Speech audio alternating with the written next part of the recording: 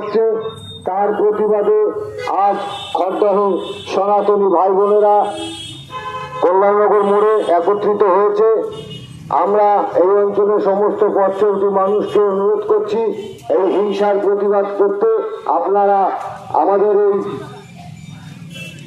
এখানে এসে শহীদদের মোমবাতি প্রজ্বলন করে শ্রদ্ধা জ্ঞাপন করবেন এবং আশা করব ভারত সরকার যে জেহাদিরা অন্যায়ভাবে আমাদের হিন্দুদেরকে বেছে বেছে হত্যালীলা চালিয়েছে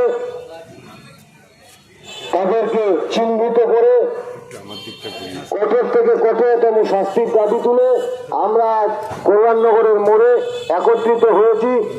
সমস্ত হিন্দু ভাই বোনেরা আপনারা এই শহীদ বেদির সামনে এসে প্রদীপ প্রজ্বলন ও মোমবাতি প্রজ্বলন করে শহীদদেরকে তাদের আত্মার শান্তির জন্য একটু দাঁড়িয়ে যাবেন।